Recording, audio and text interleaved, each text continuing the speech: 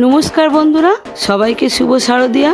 আজকের এই ষষ্ঠীর দিনে আজকের এমন রেসিপি নিয়ে চলে এসেছি বন্ধুরা, যেটা প্রত্যেক বাড়ি পুজোতে ঘরে ঘরে হয়ে থাকে।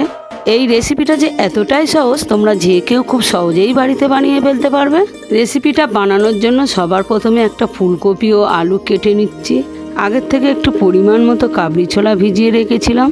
পরিমাণ মতো জল ও নুন দিয়ে একটু সিদ্ধ করে নিচ্ছি। বন্ধুরা, এই পুজোতে তোমরা কে কোথায় ঠাকুর দেখলে অবশ্যই তোমাদের একটা কমেন্টের মাধ্যমে জানাবে। আশা করছি এই পুজোতে তোমাদের খুব ভালো কাটবে। ফুলকপি ও আলুটা ঠিক একই রকমভাবে কেটে নিয়েছি। ফুলকপিটা একটু ভাবিয়ে নিলে গ্যাসটা একটু কম হয়। পরিমাণ মতো একটু জল ও নুন দিয়ে ফুলকপিটা একটু ভাপিয়ে নিলাম। ফুলকপিটা ভাপিয়ে জল ঝারিয়ে নিয়ে পরিমাণ মতো একটু সাদা তেল দিয়ে দিলাম। দিয়ে ফুলকপিগুলো একটু ভেজে নিচ্ছি অল্প একটু নুন হলুদ দিয়ে। ফুলকপিটা ঠিক এই রকম ভেজে নিতে হবে।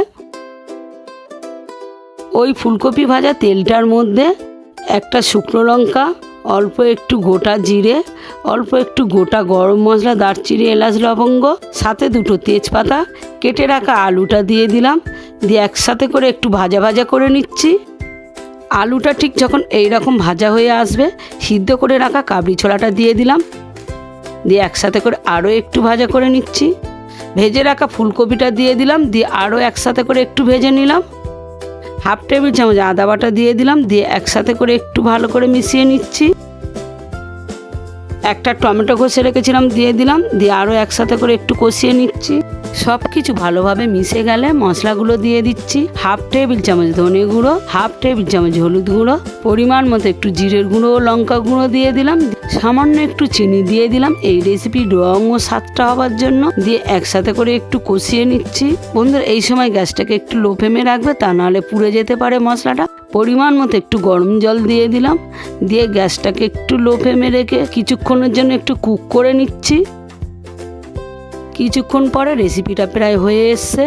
অল্প একটু ঘি দিয়ে দিলাম এই রেসিপি সুন্দর গন্ধ ও স্বাদটা হওয়ার জন্য।